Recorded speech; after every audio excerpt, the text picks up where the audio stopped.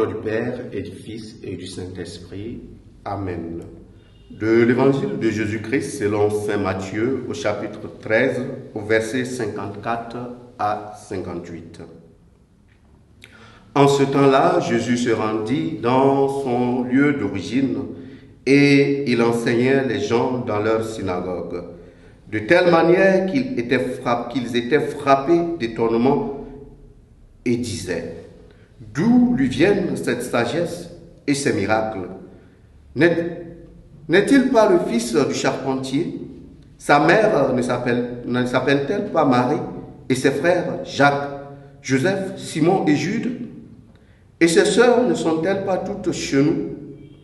Alors, d'où lui vient tout cela? Et ils étaient profondément choqués à son sujet. Jésus leur dit: un prophète n'est méprisé que dans son pays et dans sa propre maison. Et il ne fit pas beaucoup de miracles à cet endroit-là, à cause de leur manque de foi.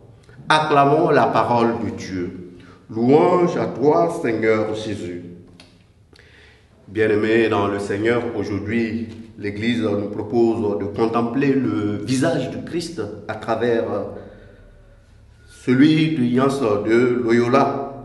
Ignace de Loyola, qui est le fondateur de la compagnie de Jésus. Et la parole de Dieu pourrait traduire un peu cet exemple que l'Église nous propose aujourd'hui. Effectivement, en écoutant la parole de Dieu, on est confronté à la difficulté d'être prophète chez soi. Et la difficulté n'est pas liée aux actes ou aux signes que nous pouvons apporter dans ce contexte. Mais la parole de Dieu vient nous faire comprendre que si nous ne sommes pas capables de sortir de nos préjugés, eh bien, nous allons nous retrouver dans des situations où nous sommes obstrués dans nos jugements. Pour dire simplement, nous nous retrouvons dans des situations où nous manquons d'objectivité.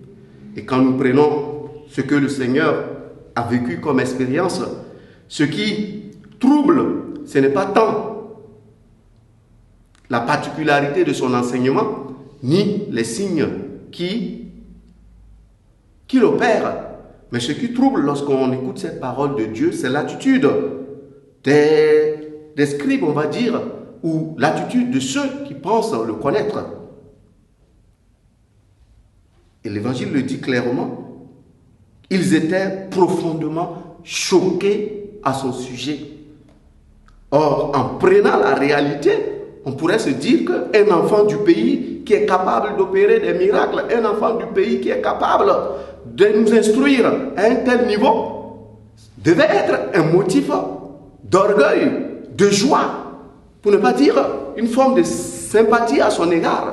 Mais là, on voit qu'il y a un choc.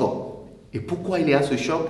Eh bien, ce choc est lié à cette question de préjugés. Autrement dit, les préjugés nous alourdissent et nous empêchent d'opérer un jugement réel et vrai de la réalité.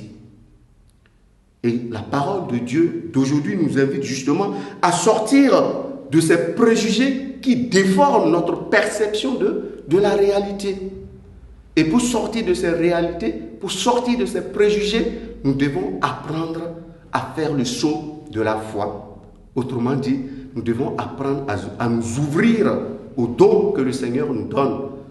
Pourquoi? Parce qu'il est évident et clair que si nous ne nous ouvrons pas, il est impossible à la grâce de Dieu d'agir en nous. Il est impossible à la grâce de Dieu d'opérer et de nous ouvrir et de nous aider à discerner. Aussi, au cours de cette journée, nous allons demander au Seigneur qu'il nous accorde cette grâce, non seulement de nous ouvrir à sa présence, mais que cette présence nous aide à nous purifier de nos préjugés, ces préjugés qui nous empêchent d'avoir un regard objectif sur la réalité, ces préjugés qui nous empêchent de nous mettre à la suite du Christ. Loué soit Jésus-Christ.